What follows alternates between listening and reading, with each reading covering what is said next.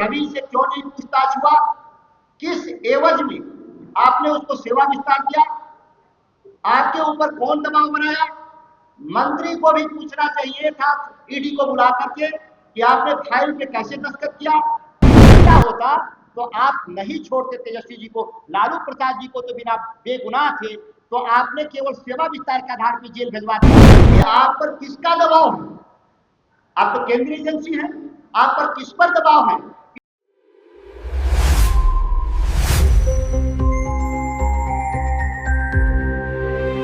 नमस्कार, news PR देख रहे हैं आप। मैं हूँ आपके साथ आस्था श्रीवास्तव। अभी मैं मौजूद हूँ आरजेडी कार्यालय में। यहाँ पे एक प्रेस कॉन्फ्रेंस रखा गया जो बक्सर के सांसद सुधाकर कुमार ने रखा।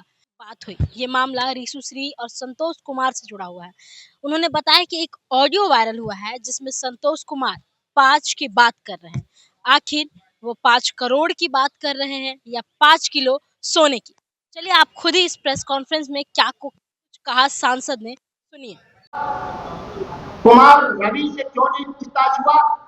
किस एवज में आपने उसको सेवा विस्तार दिया? आपके ऊपर कौन दबाव बनाया? मंत्री को भी पूछना चाहिए था ईडी को बुला करके कि आपने फाइल पे कैसे दस्तखत किया। सेम आरोप में लालू प्रसाद जी को पशुपालन घोटाले में सजा हुई।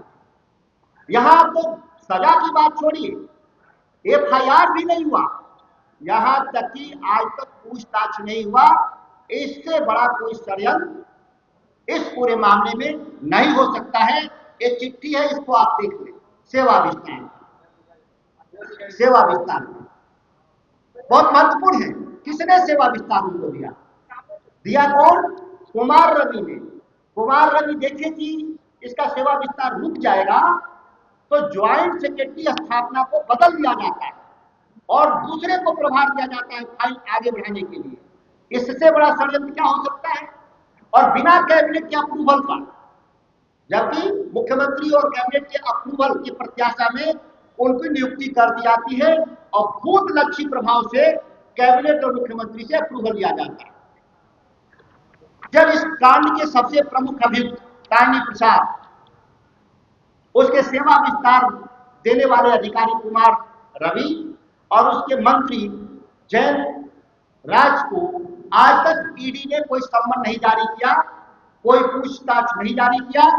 इतने बड़े मामले में सबसे आश्चर्यजनक है और जो आरोप है और जो लगातार इसमें सबूत हैं, जिसके बारे में मैंने आपको जिक्र भी किया, ये अपने आप में चौंकाता है कि ईडी आखिर और आर्थिक अपराध अनुसंधान विभाग किसके कहने पर ऐसे अपराधियों को बचाने का काम कर रहे हैं, जिसमें 265 करोड़ घूस लेने का साक्ष्य, आरोप नहीं, साक्ष्य है ईडी के द्वारा। और मेरा ईडी से भी सवाल है कि आप पर किसका दबाव है?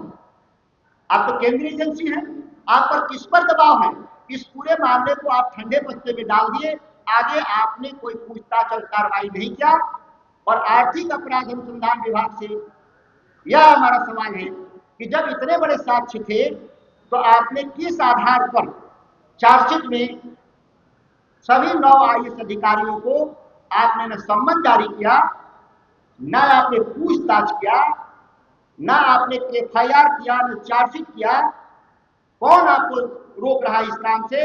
यह हमारा 2 वरिष्ठ अधिकारियों पर, ये हमारे जो डॉक्यूमेंट और साक्ष्य हैं, जिसको हमने विस्तार से आपको बताया भी। और कोई इससे संबंधित अगर कोई विशेष सवाल हो तो आप कर सकते हैं। कल वाली जो मोतिहारी की घटना हुई है उसको छोड़ करके वो अलग से आप लीजिएगा, अभी इस पर सवाल। पत्रकार महोदय, भाजपा किससे सवाल कर रही है? भाजपा तो खुद ही सरकार है। ईडी और आर्थिक अपराध के मंत्री भी वही खुद हैं, खुद मुख्यमंत्री हैं। अगर कोई प्रॉब्लम है, कोई गड़बड़ी है, तो आपको किसने जांच से रोका? विपक्ष का तो हैसियत नहीं है कि सत्ता पक्ष को जांच से रोके। तो ये हास्यास्पद आरोप है। वह भी जो आपको पूछना भी चाहिए था तो आदरणीय तेजस्वी जी से सीधे पूछते थे, वो मीडिया से लगातार रूबरू हैं। आपके इस मेरे प्रेस कॉन्फ्रेंस के बाद भी उनका नेताजी का प्रेस कॉन्फ्रेंस हुआ, या लगातार हुई स्थापना दिवस पर भी मीडिया के सामने थे।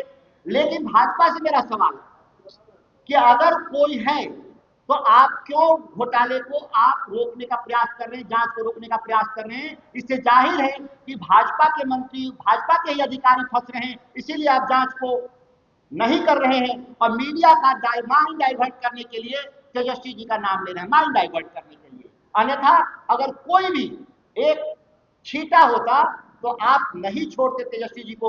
लालू प्रसाद जी को तो बिना बेगुनाह थे तो आपने केवल सेवा विस्तार के आधार पर जेल भिजवा दिया। यहां तो दर्जनों लोग का सेवा विस्तार है, अभी जांच भी नहीं हुआ, अपराध भी नहीं, अपराध ट्रायल भी नहीं हुआ और सजा की बात तो बहुत दूर की बात।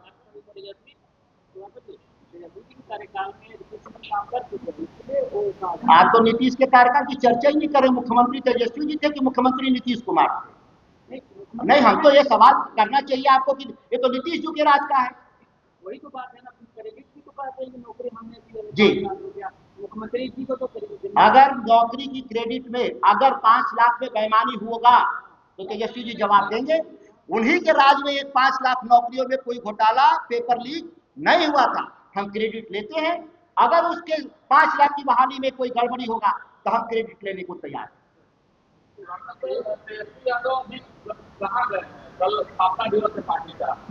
तेजस्वी जी पार्टी के कार्यक्रमों के लिए और लगातार यात्रा पर हैं। क्या इस प्रेस कॉन्फ्रेंस का ये हिस्सा है क्या? ये तो हमारा इशू श्री पर मामला है भाई। भ्रष्टाचार का मामला, गंभीर मामले में कौन व्यक्ति कहां है उस पर आप चर्चा करने लगे। थोड़ा सा धैर्य रखें। मैंने कहा ना कि अलग से सवाल कर लें, इस मुख्य विषय पर आए आप। मैंने कहा मुख्य विषय पर बात कर लेना, बाकी बात हम कहीं जा नहीं रहे, सब बात करेंगे। इसके लिए प्रवक्ता अलग से हैं, शक्ति जी बात करके बताएंगे, लोग बताएंगे। मुख्य विषय पर आइए। वो डेट आप देख लें, इसको फोटो कॉपी ले लें इधर, इसमें सब एकदम बड़ा स्पष्ट है। हाँ, इसमें स्पष्ट है किस तारीख का है, किस व्यक्ति के भीतर। ये ईडी का डॉक्यूमेंट है, मेरा नहीं है, भी जान लीजिएगा। ईडी का दिया हुआ चैट, ये हमारा नहीं है। ये आगे भी जारी रहेगा। ये फिर अगला, क्योंकि मैं एक सांसद होने के नाते और बिहार में किसानों पे हो रहे अत्याचार के चलते मेरी लगातार यात्राएं होती हैं। उम्मीद है कि मैं 13 तारीख को पुनः आऊंगा आपके सामने, अगले व्यक्तियों पर जो इसमें गुनाहगार हैं वो अगला लेकर हम आएंगे। तो सुना आपने, उन्होंने साफ सीधे तौर पर सरकार को निशाना साधते हुए कहा है कि जो भवन निर्माण के पूर्व जो कार्य अधिकारी थे उन्होंने ये मांग की है 5 की, तो आखिर ये 5 किलो क्या है, सोना या 5 करोड़ की? इसी को लेकर इन्होंने साफ सीधे तौर पर सरकार को निशाना साधते हुए कहा है कि अगर यही काम विपक्ष का किसी का होता तो अभी तक सरकार उसको जेल के पीछे रखती। लेकिन सत्ता पक्ष में रहे अधिकारी हो, नेता हो, कोई भी हो जो सत्ता पक्ष से जुड़े हैं, सरकार उसे संरक्षण करती है। तो और भी ऐसी तमाम खबरों को देखने के लिए जुड़े रहे हमारे साथ। फिलहाल के लिए बस इतना ही। धन्यवाद।